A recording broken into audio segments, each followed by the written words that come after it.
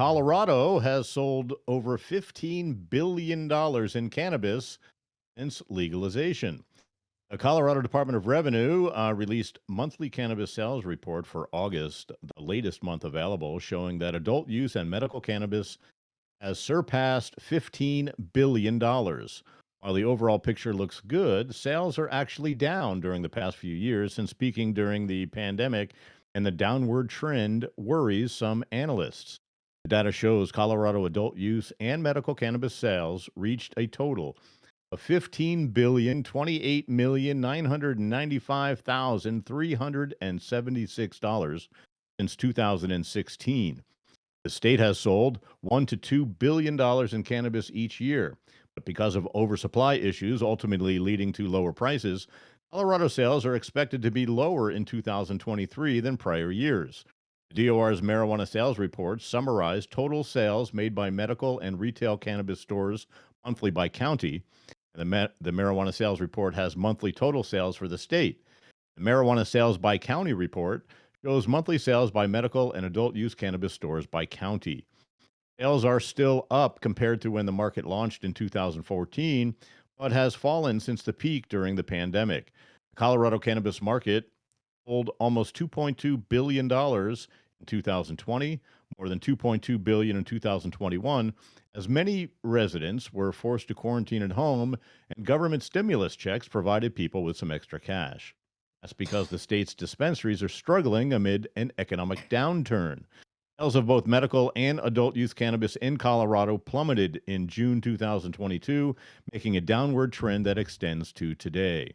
Unless cannabis sales picks up in quarter three of 2023, full year cannabis sales could be down from 2022 when Colorado cannabis companies sold $1.7 billion in cannabis, matching sales in 2019. As of the end of August, year to date tallied is just over $1 billion. In Colorado's largest city and capital and the corresponding county, the drop in sales is acute. A July report from the city and county of Denver shows a 22% decline in annual cannabis sales revenue from 21 to 22, the largest annual drop since legalization launched. Consumers who are strapped for cash are buying fewer expensive products, said Truman Bradley with the Marijuana Industry Group. The ripple effect to employees and customers can't be overstated either, he said. As cannabis sales drop, so do tax revenue. Denver makes up about a third of the state's cannabis sales. A municipal marijuana management report from 2022 reads, in 2021, 31% of Colorado's total marijuana sales occurred in the city and county of Denver. From 2014 to 2021, the proportion of marijuana sales in Denver out of all Colorado marijuana sales has fallen by 17%, going from 48% to 31%. This downward trend, which has been consistent since the implementation of retail marijuana sales in 2014, indicates that marijuana sales growth outside of the city and county of Denver has been increasing faster than within the city. A recent report from the Denver Post analyzes the fallout of the post-pandemic cannabis industry in Colorado. Al Tanazi, a cannabis salesperson, told the Denver Post, the market's just bad. It's bad right now. There are businesses closing left and right.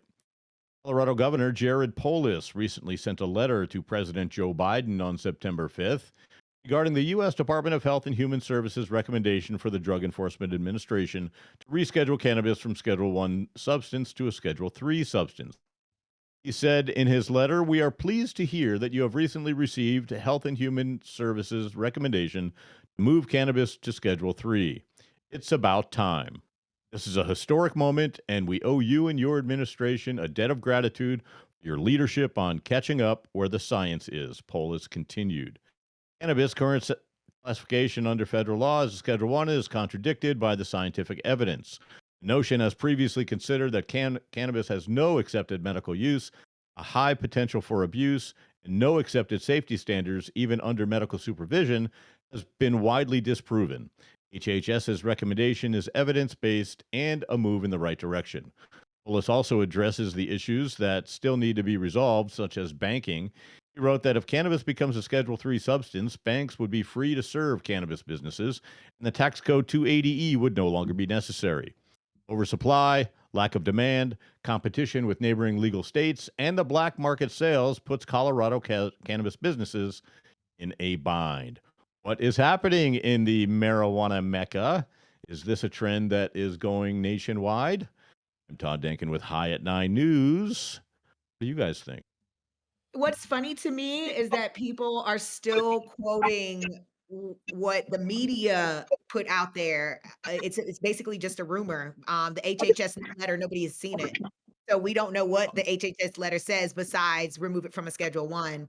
Sure, It sure. it definitely doesn't recommend moving it to a different schedule, as far as we know, because again, nobody has seen it. But I think that this is interesting, from that perspective that they're banking and thanking Biden for doing this move. I don't know. I still feel like it's pandering. I'm, disappointed Yeah. and Totally pandering. Totally yeah, pandering. What do we think about the sales going down? What do we think? I mean, it's only going to go down. They talk about black market sales hurting the cannabis economy. That's the only reason why businesses are probably still in business, or Yeah, people are still yeah, making money on that was my cannabis. biggest that's my big question, there, Simon, because you're more well versed than probably all of us in the Colorado market. I had no idea that the illegal sales were popping like that in Colorado. I mean, they're popping everywhere because nobody can make the money, and the taxes are too crippling for the businesses. But honestly, the problem is not just that. The problem is the regulators are taking more enforcement. I mean, we've come from prohibition into into like a dark hole of prohibition because now what the Colorado Met is doing is actually going after people holding private events in Denver that have consumption that maybe the place doesn't have a consumption license. This is just more BS from the government, and no matter where it is, right? And Colorado has been very progressive with cannabis. Obviously,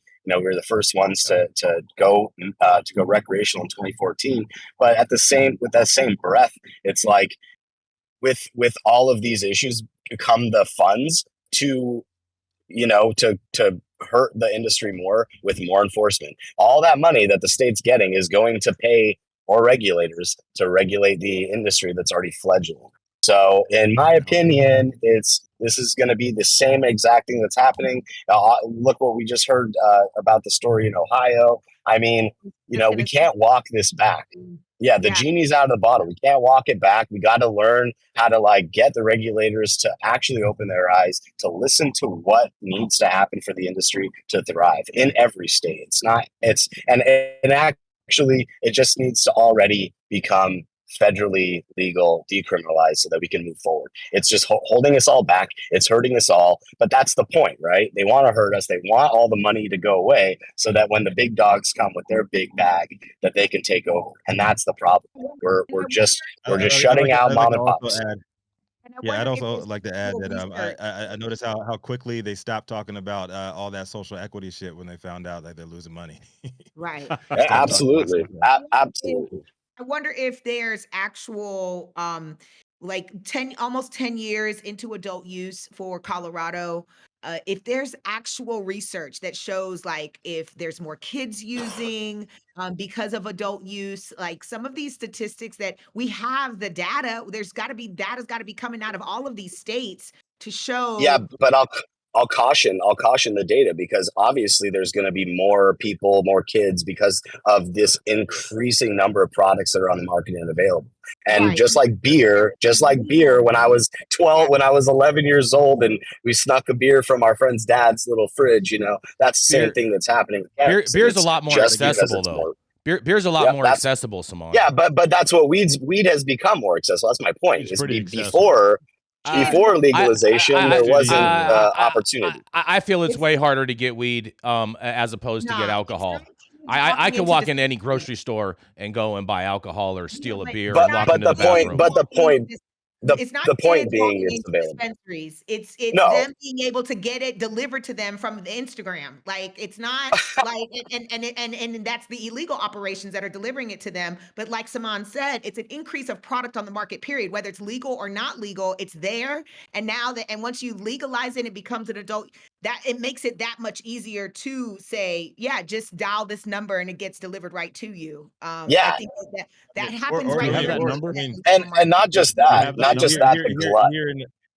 Here in California, I mean, with the homeless issue, the way it's crazy, you can walk by any local grocery store and see somebody who's down on their luck and tell them you'll throw them a couple of dollars, get you a case of beer. Am I right? I mean, Mhm. is that how we used to buy beer when we were not 21? Maybe. We're not gonna I mean, litigate the past I here. mean, before, I mean, I had a fake The statute of ID when I limitations was on that. 18 that said I was 21. Okay, I might even had it even before then. Shout out to New Jersey Same. and And the garbage I got ass it at a luggage store in New York IDs. City on Fifth Avenue. That's Easy. New that's Jersey what I'm IDs, saying. Like, they used to sell the hell out of those, man. New Jersey had the worst IDs ever. New Jersey and Maryland. I had so many of those, and me and my homeboys made some good scratch freshman year of college. man, I had some good times with When I my was fake 18, ID. when I was 18, the legal age was 18. So I just had an ID. Grandpa See, Jack, yeah, Grandpa Dank, exactly. the dank father.